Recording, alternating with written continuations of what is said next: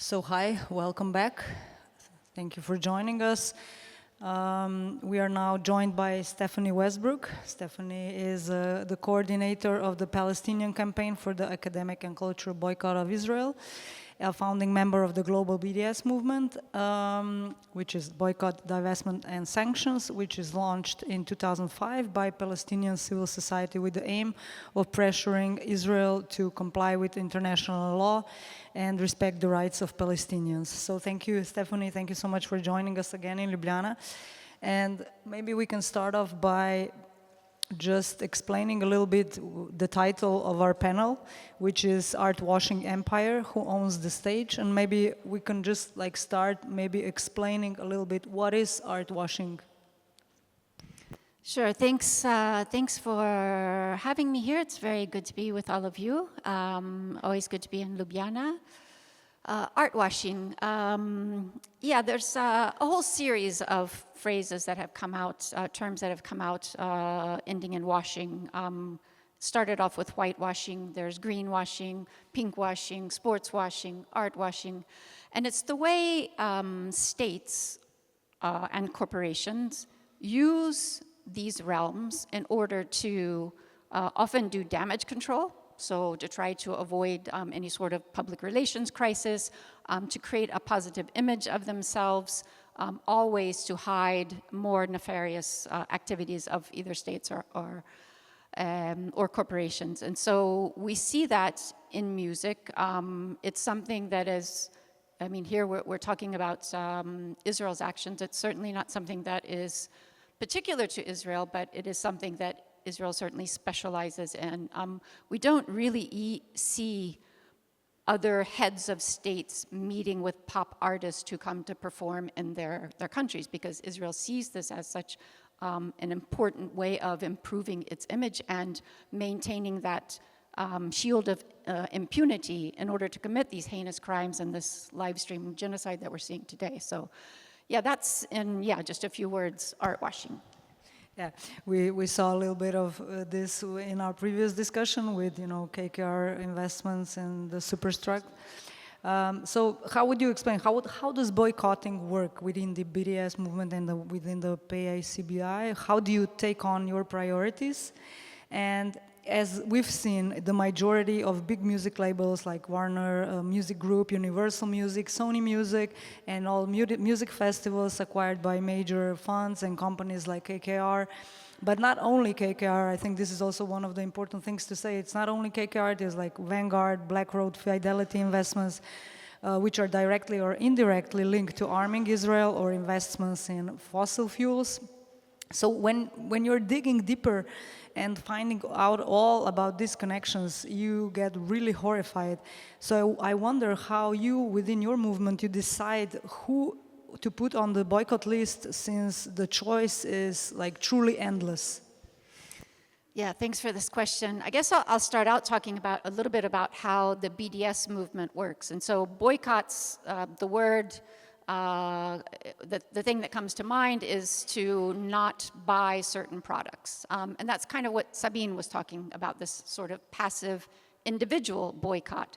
The BDS movement is active. It's collective and it's active.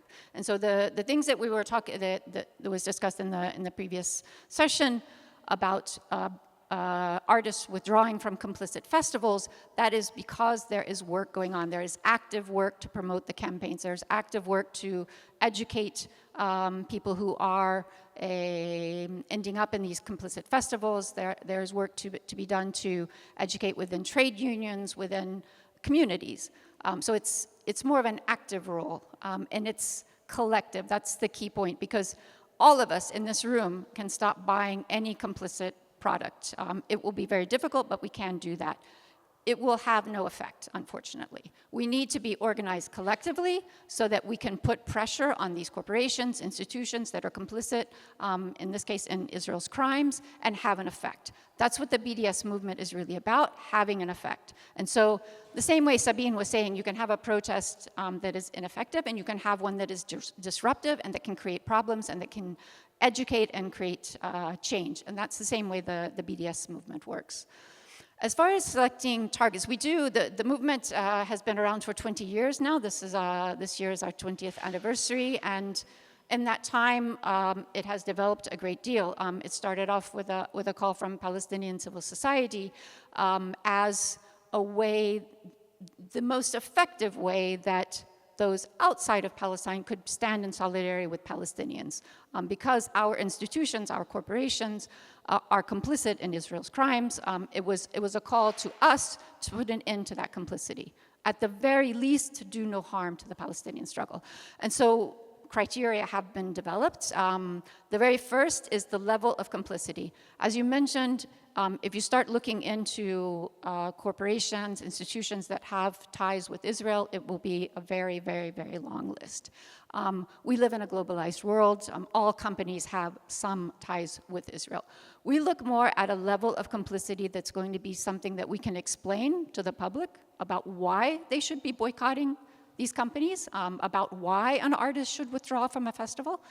So that's the first thing, it's the level of complicity. The others, we look at campaigns where we can have an intersectional approach. And so KKR is a very good example. KKR is a horrible equity fund that has funds in many, many nefarious things.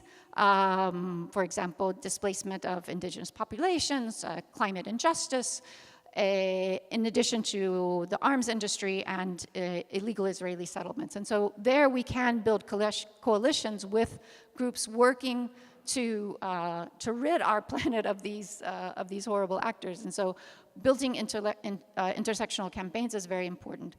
Having some sort of media appeal, it might only be limited to social media if we can't get the media interested, but we're looking for targets that have some sort of brand recognition. KKR does not have this. Superstruct really doesn't have this. Its festivals do. And so that is something where we can have a platform to explain the complicity and why we're looking for a change and why we need boycott pressure. So as we also discussed before with Sabine and the KKR that invested in all these festivals and all these platforms, which are also very relevant to us here, let's say, like Boiler Room was something that was very popular also in Slovenia, and like everybody was posting videos from Boiler Room.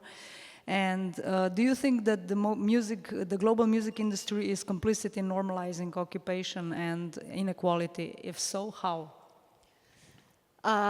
Yes, industry in general is complicit, and so yeah, it's. I think the main thing that we're seeing over the past year is this influx of capital into the arts, and so that's creating a very different scenario in which profit obviously is put ahead of everything.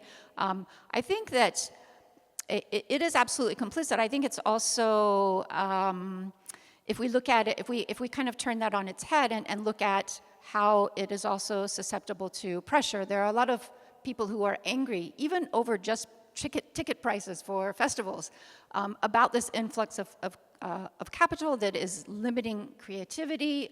Artists are unhappy.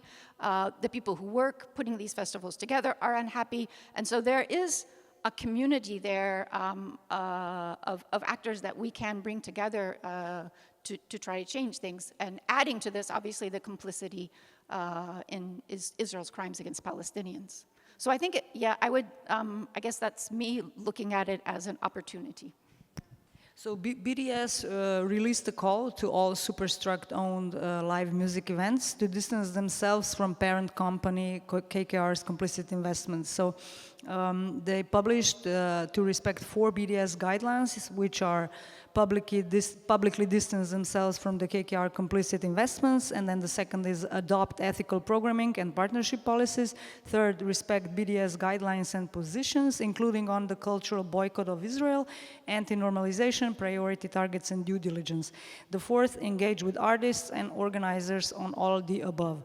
So is this enough? What does distancing themselves mean? Okay, I'll start with that. Distancing themselves means to come out publicly against KKR's investments. In a lot of cases, these festivals have been sold, have been acquired by Superstruct and then acquired by KKR. They are absolutely complicit. We can't always say that it is through their fault. And so we wanted to come up with a way that is, it's really part of the BDS movement's operating principles as well, is to understand where people are coming from. This does not mean giving corporations a pass, absolutely, but looking at festivals and looking how we can work with them to bring them on side, to bring them to our positions, to find a way that is feasible for them too.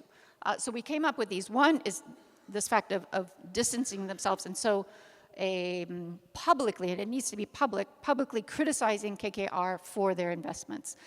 It's something also to look at, what is possible, and we're always looking to strike that balance between the principles. There's a mandate. The BDS movement has a mandate from the Palestinian people to defend the three primary rights in the BDS call, which are ending the occupation and the apartheid system, equal rights for Palestinians of 48, and the right of refugees to return. And so those three rights are our priority, the BDS movement's priority. So we always want to uphold that, but look at things from a strategic point of view of creating incremental wins that we can then build on. We had the example of the Sonar Festival. It met 2 of the demands, 2 out of the 4.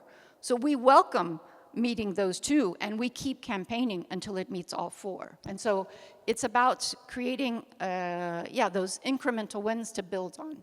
Which 2? Do you know which 2?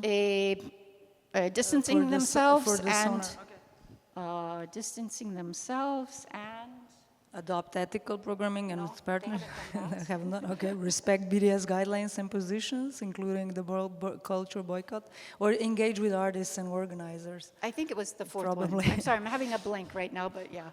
Yeah, but I'm still having a hard time actually to understand that it's enough to publish a statement saying that you're distancing yourself, but there is no concrete action in this. You know what I mean? It's like only words, but there's no actual distancing. Nobody stepped down. Nobody did anything from the directors or curators' point of view. So, yeah. Yeah, this is as I said, many of these festivals, were acquired, and then Superstruct and then KKR, and so there is what we refer to as involuntary complicity. It's still complicity, and so that's why we came up with these 4 points. But yeah, but is it involuntary? I mean, how would you I don't know. I feel it's very voluntary, isn't it? I mean, they're still there, so they could step down. Like anybody can remove themselves from a position, Yeah, these are strategic considerations also to have to work to build on these wins, and to really as I said, try to meet people where they are as well, to bring them on side. And so having these huge festivals, such as Mighty Hoopla, KKR, South by Southwest, coming closer to the BDS movement is putting huge amount of pressure on Israel and also on the industry. It's setting a sort of industry standard. We're very, very far away from a world in which all festivals, but it is changing the narrative. It is setting an industry standard, and it is putting pressure. Yeah, I think definitely it's pressure, and I think as we talked a little bit before that I think also, and I think you agree that the BDS movement now has a lot of power, in the narrative, also in the art scene, and so in this sense, definitely. But still, like when I consider like the things that where we are very involved, like let's say in these festivals or Boiler Room, let's say. So I'm still a bit confused. Are they now okay? Is it okay to, according to BDS, is Boiler Room okay or not? These are Boiler Room has met the four demands. These are, and the four demands were something that was discussed with Palestinian stakeholders, Palestinian cultural workers, to try to come up with something that is feasible and can have some results. And so we put out the four demands and they met them. So, okay. But you didn't say, I mean, it was not publicly established, okay, now this is okay, because you still had some concerns about, you know, that they are still owned by KKR in the end of this. So I guess, you know, I mean, that's what I'm confused, you know, a little bit. Okay, so now they're meeting the four demands, or now they're okay according to the BDS movement, but still a lot of, let's say, artists are still boycotting Boiler Room and still having a problem with that, which is, you know. That's so, absolutely true. And it's again, it's about these strategic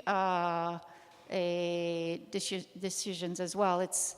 It's the same sort of thing that we've seen in other boycott campaigns. For example, corporations that have withdrawn from any of their complicity, have ended all of their complicity, and there are groups that still want to boycott them because of their past actions. In the BDS movement, it's more about keeping the focus on where we can have effect and where we can put pressure and get results. Continuing to boycott Boiler Room after it has met the four demands that were decided collectively doesn't seem like the most effective way. It's understandable, but not the most effective way to affect change. So also, I think also this distancing, like the statements that the festivals made with this distancing that we consider distancing, we're always like saying that that all profits will not end in the KKR's pockets, that the profits are going into investments into the festival, and it's not profit. The profit has no way of reaching KKR. What do you think about that? Is this the only way that KKR is benefiting from this?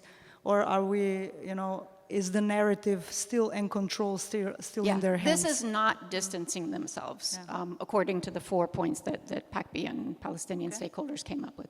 This is managing a crisis. This is managing a public relations crisis. This is trying to push aside a problem. So it's, they did not criticize KKR's investment. They said nothing about KKR's investments. They only talked about the fact that we're not giving our profits to KKR. KKR did not buy nonprofit festivals. It's all about that's all it does, is try to make money. And so there is no way that a festival can avoid that. So saying that they're not sending any profits to KKR is false.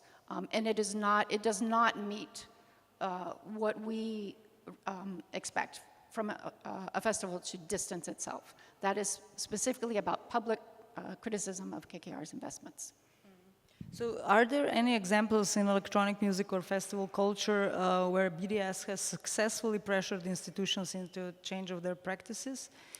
Yeah, there are a number of examples now. I mean, just looking over, it's very difficult to talk about wins in this moment, but things are definitely changing. We've seen over the last almost 2 years now, tens of thousands of artists pledging not to abide by PACB's guidelines and not perform in Israel or in Israeli government-sponsored events. There are hundreds of cultural institutions that have endorsed PACB's guidelines, the BDS movement. We've seen, I think, a really good example of a campaign is Bands Boycott Barclays. Barclays, the UK bank, which was sponsoring quite a number of Live Nation concerts. And so bands came together to work collectively. Again, this is always the objective of the BDS movement, to work collectively. to try to push these festivals to get rid of Barclays as a sponsor. It started off small, it grew really quickly, and it was also part of an existing campaign against Barclays Bank because it funds weapons companies that are providing Israel with weapons in the genocide. So it was also working together in parallel with an existing BDS campaign.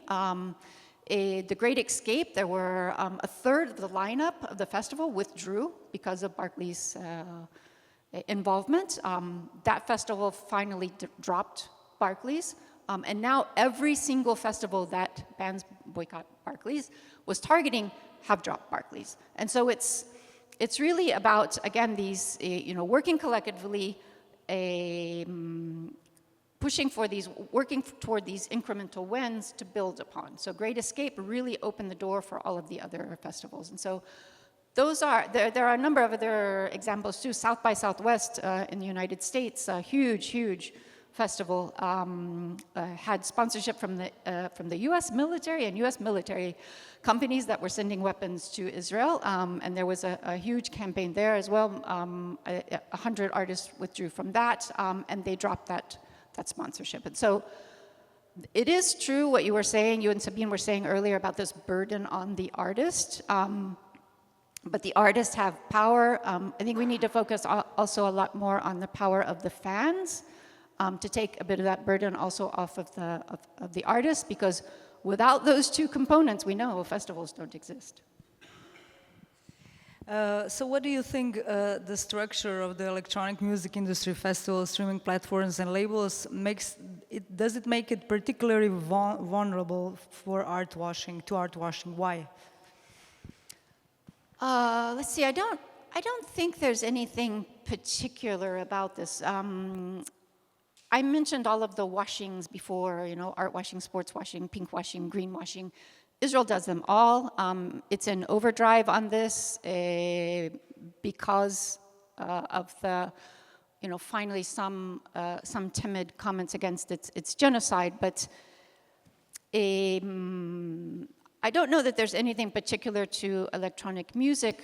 As I was saying before, I would also, this is a case where I would kind of turn that question on its head, and as I was saying before, use it as an opportunity, thinking about the anger that there is in amongst fans and amongst artists about this influx of capital that is really changing things. And so I think I would look at it again as an opportunity. It's a kind of combination. Also, electronic music is very connected to the queer scene, so I guess there's also a lot of involvement with pink washing and art washing altogether. Absolutely. So maybe this is also one of the intersectional also. That's why maybe electronic music is also especially targeted in this sense, I guess. So how do you navigate the tension between targeting institutions versus targeting individual artists? Okay, so the BDS movement doesn't target individuals at all. At the base of all BDS campaigns is complicity, this idea of complicity. It's not about identity. There are no campaigns with regards to an Israeli company because it's Israeli, but because it's complicit, and all of them are complicit. And so we don't advocate for boycotts of individuals. There are exceptions to that when that person's activities become complicity. And there we're looking at official representatives of complicit Israeli institutions, cultural institutions, and those artists who have chosen to become cultural ambassadors for Israel's crimes. So their art is no longer art. It's propaganda, and it's complicit. So in those cases, yes. We've also, in PACB, developed a document that came out of the arrest warrants from the International Criminal Court and the rulings of the International Court of Justice. And that's looking at calling on those entities that are generally inviting people from abroad. So that could be an academic conference, it could be a music festival, to do due diligence. Look at who you're inviting. Is that person reasonably suspected of being involved in war crimes. Has that person been inciting to genocide?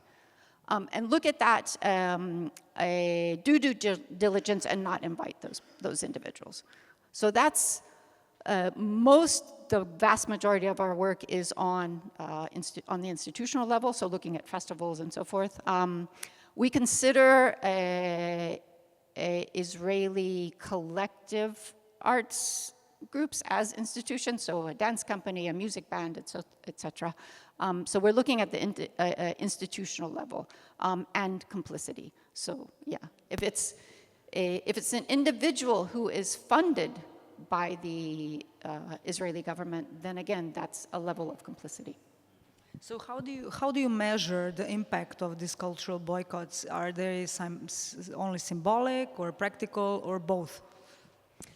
Yeah, I think the first thing is that in the cultural boycott, it's the visibility, really. The visibility of artists saying no, the visibility of artists withdrawing, the visibility of artists refusing to cross a picket line. A lot of these artists have huge platforms, and so it's really creating a case where it becomes almost automatic for fans to consider it an error, a mistake to go and perform in Israel. Things have changed, obviously, with COVID, and now with the ongoing genocide. There's not so much of that, of artists traveling to Israel. It's still happening, believe it or not. But when those artists, we've seen it in the past when artists announce a date in Israel, there is a very organic and very quick backlash on social media from their fans. Being able to use that visibility of artists who have made the right decision has really educated an entire fan base. And so that's one thing. It's certainly, as I mentioned before, Israel is quite unique in having heads of state meet pop artists who come to perform. And so it's something that certainly worries Israel a great deal. Artwashing, anything having to do with improving Israel's image is extremely important. You can't say that for all countries. Obviously, all countries engage in this soft power of trying to improve their image, but Israel is certainly more susceptible than other countries. The United States would not be susceptible to a campaign on its image. So it's just noting how important that is for Israel. We know that during the genocide, there have been numerous allocations of 120 million here, 150 million there to combat the academic boycott campaign, the cultural boycott campaign, for propaganda campaigns. And so it's definitely something that worries Israel. So I think it's in terms of image and in terms of visibility that we gain through the cultural boycott campaigns. So what do you think, what role should European artists, audiences, and institutions play in addressing colonial histories and ongoing injustices? Yeah, that's kind of picking up on the discussion from before. There is absolutely a responsibility here in Europe, certainly in my country, in the United States as well, to address those and to recognize. And there's certainly a lot of talk of decolonization, also in the arts, also in music. It's been co-opted a bit, I think, by companies and by institutions. I think we need to take ownership of that and really talk about decolonizing the arts as well. And it's something that's happening. I guess I would, link this in a bit also with, creating our own ethical spaces as well as part of this process. There has been, some of that. There are certainly a huge number of cultural institutions and some festivals that have adopted BDS guidelines. Also pushing forward this idea of ethical policies. So ethical sponsorship policies, ethical participation policies, ethical programming policies.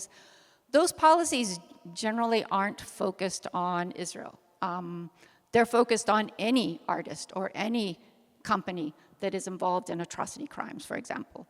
And so that's part of making these spaces a better place, to say it in really simple terms, but so that in any festival, any company or any institution or any artist that has complicity in or is inciting to genocide, it's unthinkable to have them present. Not that you make excuses for them, that it's unthinkable. And so I think having these, working towards these ethical policies, and that's happening across many, many different sectors, from city councils to pride organizers, to institute these ethical sponsorship policies, and certainly many festivals. And so I think that, together with creating some of our own spaces, PACB organizes a festival. It's not something that it's something quite new, not something that we generally did in the past. We work on boycott campaigns, but it came out of one of our boycott campaigns. It was, it's called Queer Cinema for Palestine, and it came out of our calls for filmmakers not to show their films at the complicit Israeli queer film festival in Tel Aviv, government-sponsored. And so we've had dozens and dozens of filmmakers withdraw from that festival, and we wanted to create an ethical space where they can show their works. And so the last edition had 110 screenings in 34 countries around the world. And so really, and the slogan was the one that came out organically from queer movements, no pride in genocide. And so I think creating those ethical spaces too is part of the work of addressing, this colonial history and recognizing it and refusing it.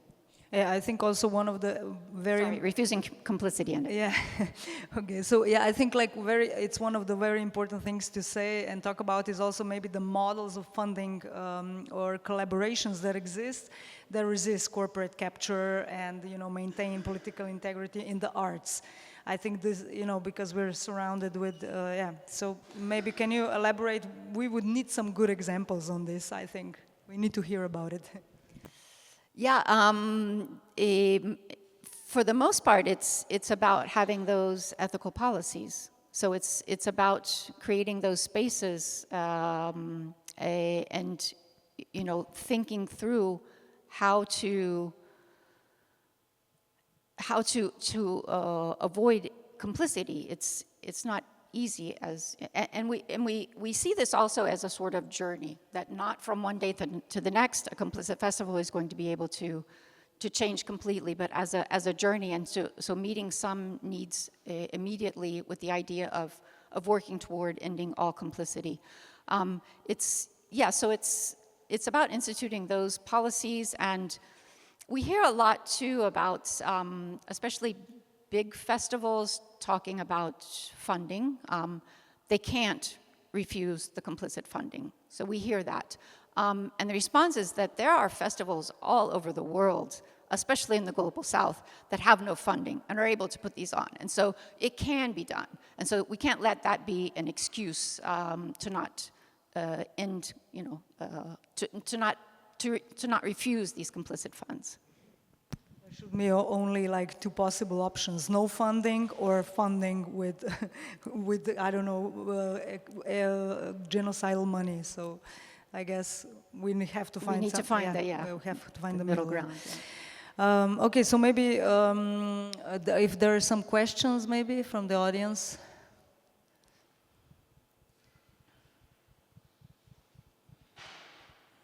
No, we talk too much.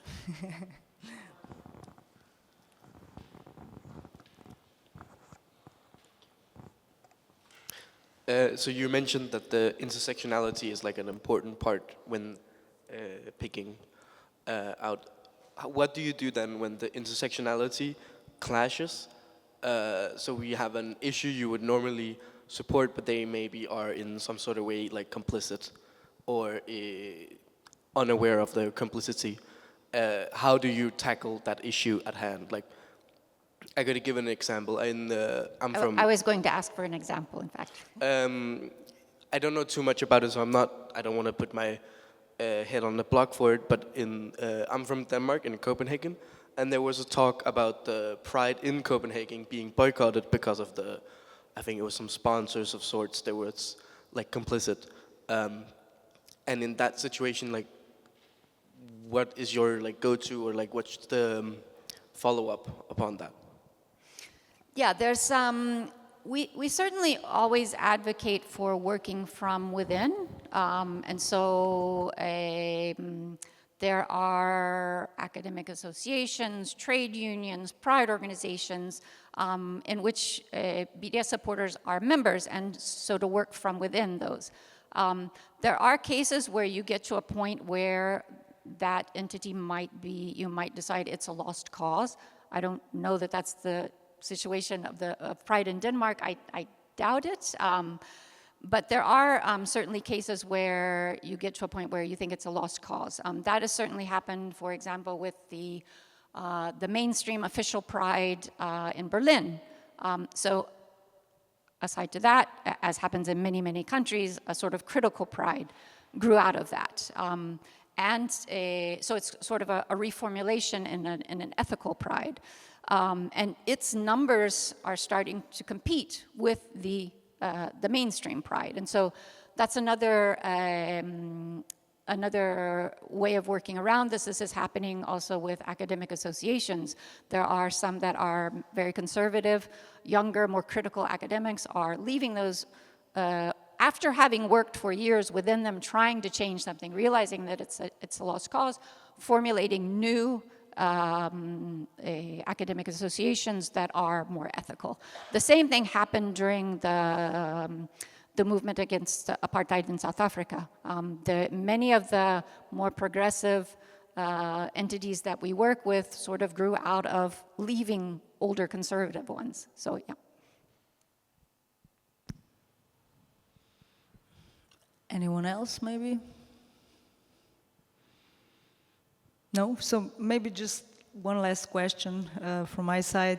So do you see the cultural resistance as an essential part of broader social and political movements? I guess I would go back to what Sabine said earlier. It can be. It definitely can be. Not automatically, but certainly it always has been. There's always been a sort of cultural component to many, many movements throughout history. So yeah, it certainly has a very important role to play. Yeah, I wouldn't go so far as to say that artists have an obligation to speak out,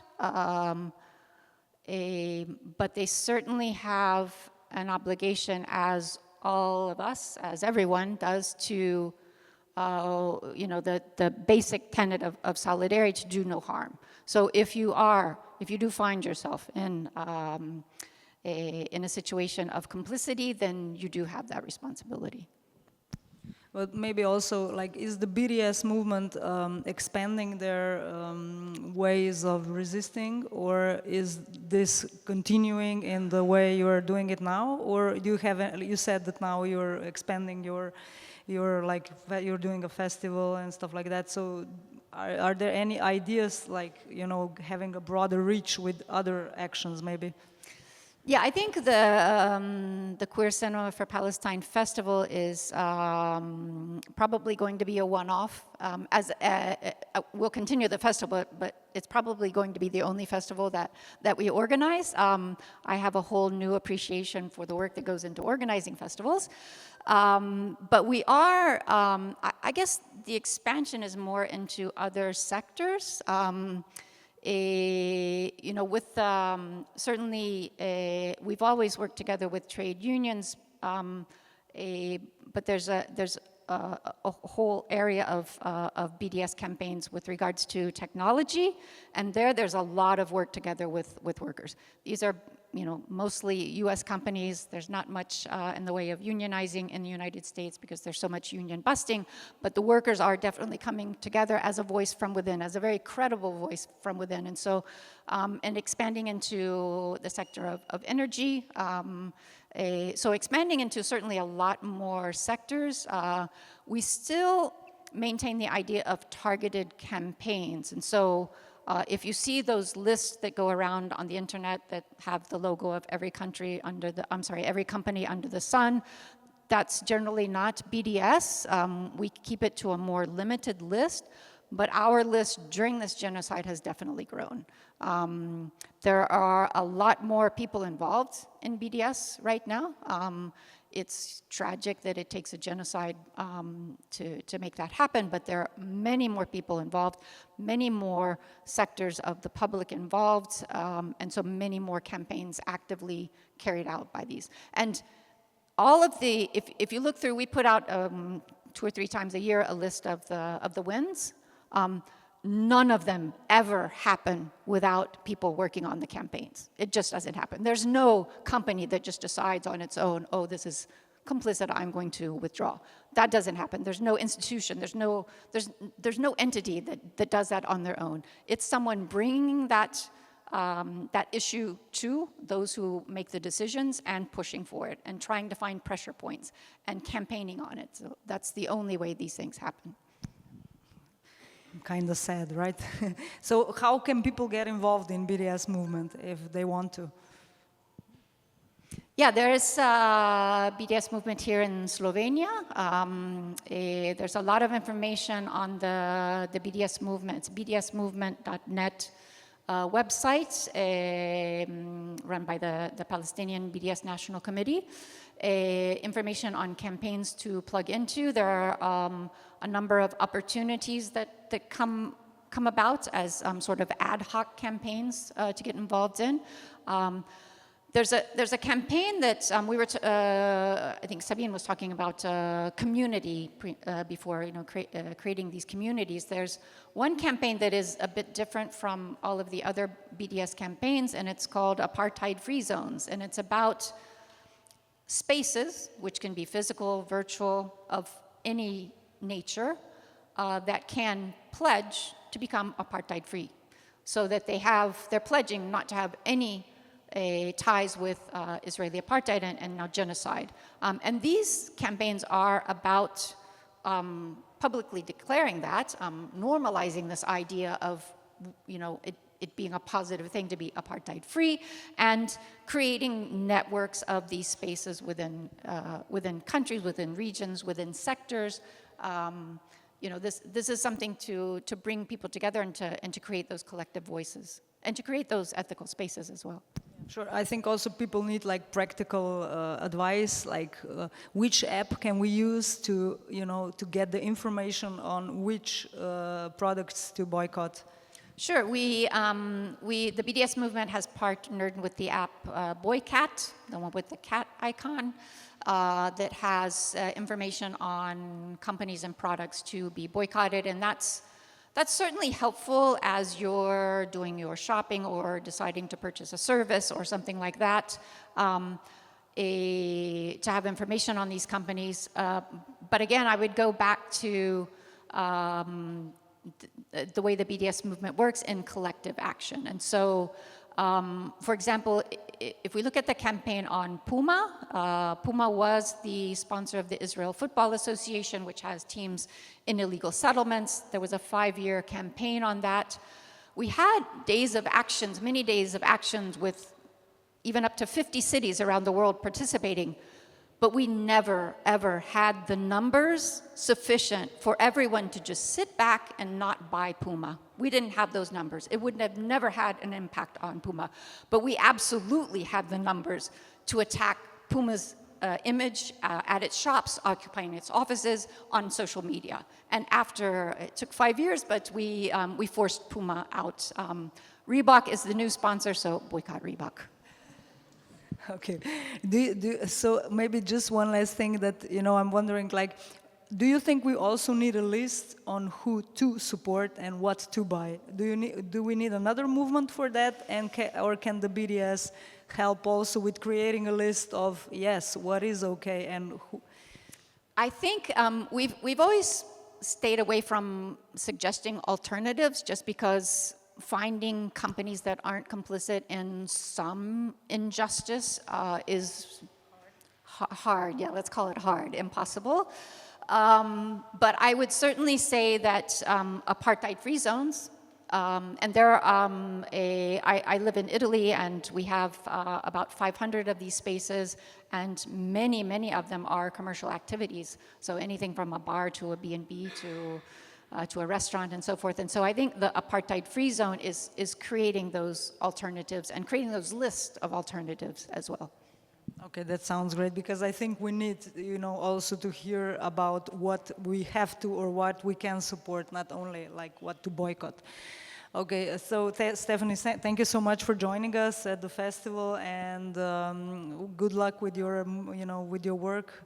And we'll see you hopefully soon back in Ljubljana. You've been here a few times, so welcome. Thanks very much. Thank you, everyone.